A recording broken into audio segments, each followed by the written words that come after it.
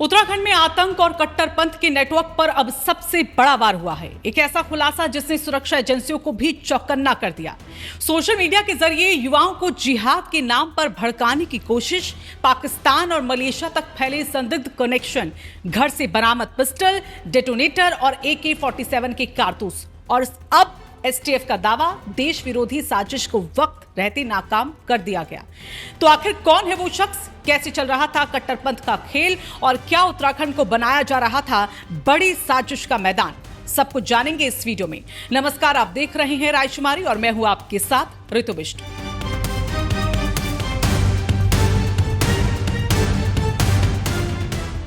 उत्तराखंड की शांत वादियों में सुरक्षा एजेंसियों ने एक ऐसी कार्रवाई को अंजाम दिया जिसने कई गंभीर सवाल खड़े कर दिए हैं।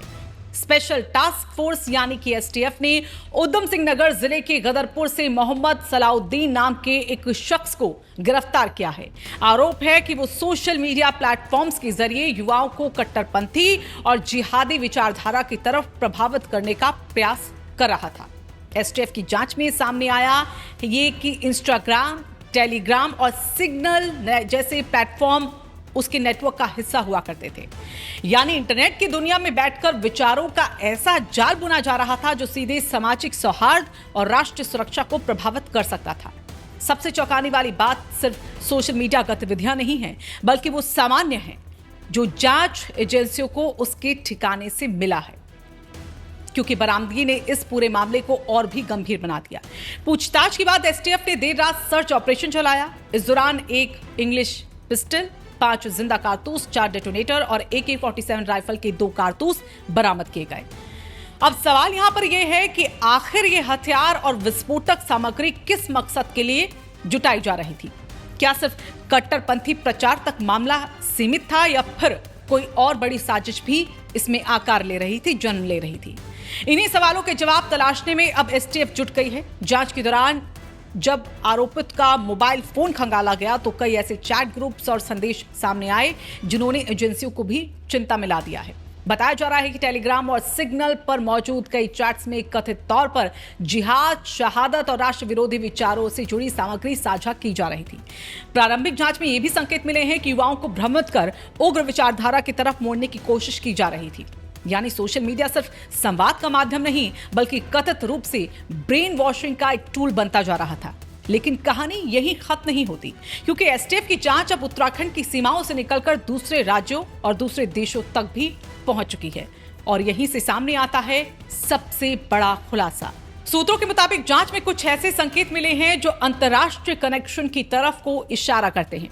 एसटीएफ का दावा है कि आरोपित के संभावित संपर्क सीमा पार सक्रिय कट्टरपंथी तत्वों से जुड़े हो सकते हैं।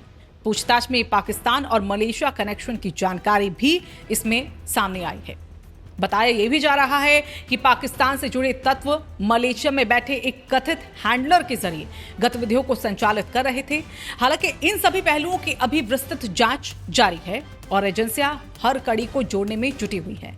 जांच में एक और यहां महत्वपूर्ण तथ्य जो सामने आया है। एसटीएफ को जानकारी मिली कि आरोपित ने कई चैट और संपर्कों को डिलीट करने की कोशिश की थी, यानी डिजिटल सबूतों को मिटाने का प्रयास भी इस मामले में किया गया। अब साइबर फॉरेंसिक एक्सपर्ट्स उन डिलीट किए गए डेटा को रिकवर करने में लगे हैं। इसके अलावा उत्तर प्रदेश के रामपुर निवासी एक व्यक्ति से संपर्क होने की बात भी सामने आई। यही वजह है कि एसटीएफ की टीमें उत्तर प्रदेश में भी लगातार दबिश दे रही हैं। सवाल सिर्फ एक व्यक्ति की गिरफ्तारी का यहां पर नहीं है। सवाल यहां पर यह है कि आखिर सोशल मीडिया के जरिए युवाओं तक पहुंचने वाले ऐसे नेटवर्क कितने बड़े हैं, कितने लोग इनके संपर्क में हैं, और क्या देश विरोधी ताकतें अब डिजिटल प्लेटफॉर्म्स का इस्तेमाल करके नई रणनीति पर काम कर रही है। वहीं विशेषज्ञ मानते हैं कि आज की लड़ाई सिर्फ सीमाओं पर नहीं, बल्कि मोबाइल स्क्रीन पर भी लड़ी जा रही है। कट्टरपंथी संगठन सोशल मीडिया का इस्तेमाल कर युवाओं को प्रभावित करने की कोशिश करते हैं।